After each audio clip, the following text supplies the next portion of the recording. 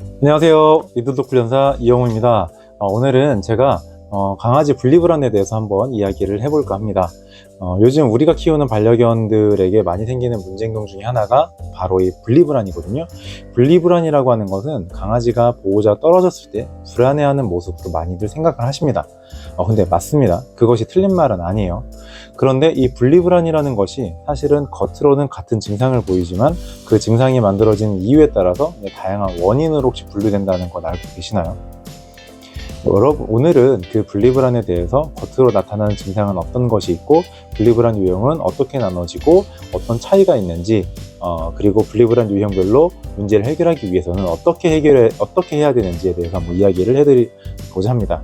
일단 제가 얼마 전에 교육을 했던 그 친구, 그 강아지를 사례로 빗대어서 한번 이야기를 해볼까 해요. 자, 최근에 닥스훈트 믹스인데 수봉이라는 친구를 제가 만나고 왔어요. 방문교육을 하러 갔다 온 건데, 그럼 저는 이 친구를 왜 만나고 왔을까요? 바로 앞에서 이야기했던 이 분리불안 때문에 제 교육을 하러 갔다 온 거죠. 보호자님께서 상담을 하는데 보호자님께서 말씀하신 게 강아지가 갖고 있는 문제는 이제 보호자가 나가면 계속 짖는 문제가 있다. 그런데 하필 이 아이가 닥스훈트 믹스인데 닥스훈트의 특성을 많이 가지고 있다 보니까 닥스훈트 특유의 우렁찬 짖음 소리를 가지고 있었던 거죠. 아마도 닥스훈트 키우시는 분들이라면 공감하실 거예요.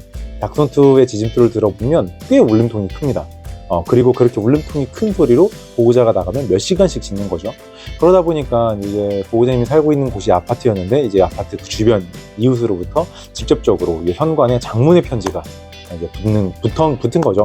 그 장문의 편지는 당연하게도 민원 내용이었고, 그런 형태로 이제 민원이 들어오다 보니까 보호자님들께서도 이 강아지가 갖고 있는 문제에 대해서 심각성을 느끼기 시작을 하셨고, 이제 그 문제 행동 어느 정도 빨리 완화시키기 위해서 임시방편으로 방음부스까지 이제 구매해가지고 설치를 하셨더라고요. 그런데 말 그대로 방음부스는요, 임시방편이에요. 그거는 근본적인 문제를 해결하는 방법은 아니기 때문에 결국 그 안에서 강아지는 또 짖는 행위가 강화될 수도 있어요. 그래서 이제 보호자님들도 강아지 갖고 있는 문제 행동을 빠르게 고치고 그냥 단순히 임시방편으로 못하게 막는 것이 아니라 근본적인 해결을 좀 했으면 좋겠다라고 하셔서 이제 저와 전화 상담을 하고 난 이후에 이제 교육을 예약을 하신 거죠. 그렇게 해서 지난 주말에 방문 교육으로 이제 제가 찾아뵙고 교육을 진행을 했는데, 근데 이게 무슨 일일까요? 제가 갔을 때 일단 한번 강아지의 어떤 문제점도 어느 정도 체크를 한번 해볼 겸 한번 나가보자고 했어요. 보호자님들께 강아지만 두고. 근데 마침 또 보호자님들이 일하시는 사무실이 이제 집 근처였기 때문에 그 사무실로 가서 한번 있어보자 라고 해서 이제 그쪽으로 갔는데, 거기 가가지고 이제 보호자님들과 이런저런 이야기를 하면서 약 1시간에서 1시간 반 정도 있었나 봐요. 근데 그 와중에 이제 CCTV 홈캠을 통해서 이제 강아지의 모습을 확인해봤는데 전혀 문제가 없었어요. 전혀 불안해하는 모습이 없었고, 짖음이나 하울링하는 모습도 보여주지 않았었어요. 그런데 분명히 제가 이제 보호자님들과 상담을 할 때는 보호자님들이 되게 심각하게 말씀해 주셨거든요. 강아지가 나가면 몇 시간씩 짖는다. 나가자마자 짖는다. 그런데 그러지 않았단 말이에요. 그래서 그거에 대해서 이상함을 좀 느끼고 보호자님들께 이런저런 걸 좀 질문을 드리면서 뭔가 상황을 좀 체크를 해봤는데, 그러다 보니까 그 이유를 알겠더라고요. 사실 이제 그때 전화 상담을 하면서 보호자님들의 너무 심각하게 말씀하시기 때문에 그럼 교육 이전에 한번 이걸 먼저 해봐라 라고 하면서 교육 이전에 제가 조금 제시를 해드렸어요. 몇 가지를.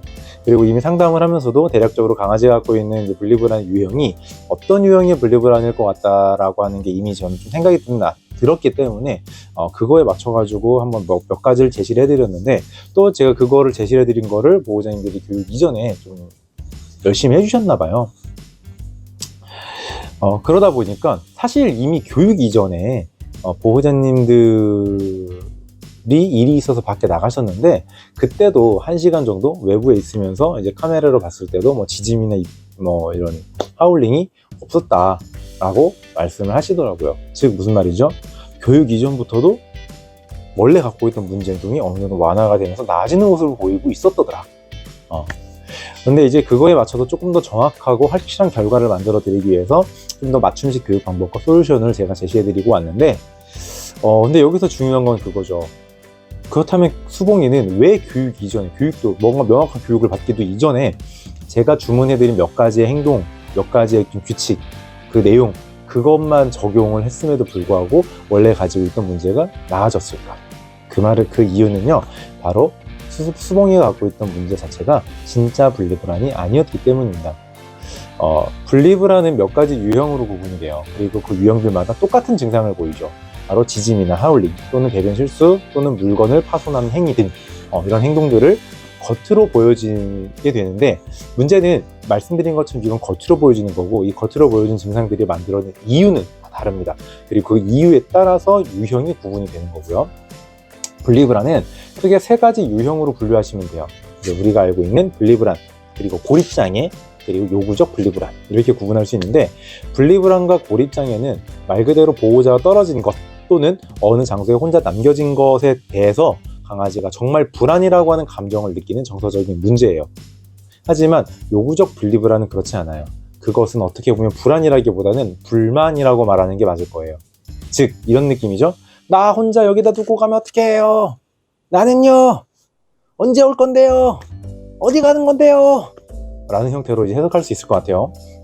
요구적 분리불안은 불안함을 느끼는 문제가 아니라 혼자 남겨진 것 자체에 대한 불만이 있는 상태라고 보시면 됩니다. 그런데 이 요구적 분리불안이 생기는 이유는 왜 생길까요? 사실 어떻게 보면 너무나 당연합니다. 보통 이 요구적 분리불안을 갖고 있는 아이들을 보면요, 대체적으로 평소에 요구적인 행동들이 조금 많이 나오는 애들이 좀 많아요. 요구성이 높은 아이들이라는 거죠. 이미 요구성이 높은 아이는 너무나 당연하게도 그 파생에서 따라오는 문제 중에 하나가 바로 요구적 분리불안이에요.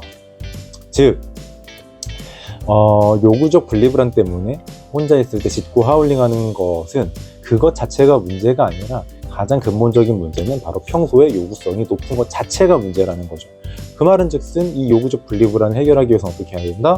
바로 너무나 당연하게도 이 요구성을 떨어뜨리면 됩니다.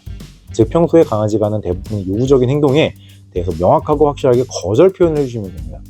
그러면 이제 점점점 강아지는 내가 이제 이렇게 해도 이 보호자는 아무것도 안 들어주는구나, 내가 요구하는 거에 대해서는 이제 아무런 반응을 하지 않는구나 라고 여기게 될 거고요. 그런 아이들은 너무나 당연하게도 요구성 때문에 파생되어지는 문제인 요구적 분리불안도 떨어질 수밖에 없어요. 사실 이거였어요. 수봉이가 어떤 교육을 명확하게 받기 이전에 이미 보호자님들께 제가 제시해드린 몇 가지만 이제 적용해서 실천해 주시고, 그렇게 해가지고 몇 가지를 바꾼 것만 가지고도 수봉이가 하는 요구적인 행동, 요구적 그 분리불안이 떨어진 이유가 바로 이거였거든요. 바로 수봉이가 하는 요구적인 행동에 거절을 표현해라. 그리고 그 지난 그 이전에 며칠 그 시간 동안 그걸 꽤 열심히 해주신 거죠. 그러다 보니까 수봉이가 보이는 기본적인 요구성이 떨어졌고, 요구성이 떨어지다 보니까 점점 여기서 파생됐던 요구적인 분리불안도 완화가 되었던 거죠. 강아지가 보이는 문제 행동은요, 지짐이든 분리불안이든 뭐든 간에 다양한 유형으로 분류할 수 있습니다.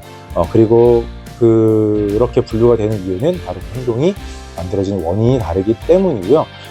그 원인을 정확하게 파악하고 분석할 수 있으면 거기에 맞는 정확한 근본적인 해결이 가능합니다. 그냥 단순히 겉으로 뭔가 이렇게 가리기 형태의 교정이 아니라 진짜 말 그대로 골맞던 걸 완전 제거하는 형태로 정말 근본적인 해결이 가능하니, 되도록이면 강아지들이 하는 문제 행동에 그냥 겉으로 보여지는 거에만 포커스를 잡고 이제 바라보지 마시고, 조금은 폭넓은 시각으로 강아지가 보이는 그 문제 행동의 원인, 근본적인 문제는 무엇이냐, 근본적인 이유는 무엇이냐에 대해서 한 번 정도는 꼭 심도 있게 생각을 해보시면 좋을 것 같고, 그런 것들을 보호자님들이 스스로 판단하기가 좀 어려우시다라고 하면 꼭 전문가를 통해서 상담을 받아보시고 이렇게 거기에 맞는 교육 방법과 솔루션을 제시를 받으시면 좋을 것 같습니다. 자, 저는 여기서 이제 인사드릴 거고요. 앞으로 저는 이제 보호자님들을 통해서 좀 더 도움이 될 만한 다양한 내용으로 영상을 제작을 해서 찾아뵙도록 할 거니까요. 우리 그때도 많은 관심 부탁드리도록 하겠습니다. 자, 저는 이만 여기서 인사를 드릴게요. 감사합니다. 그리고 구독과 좋아요는 사랑입니다. 감사합니다.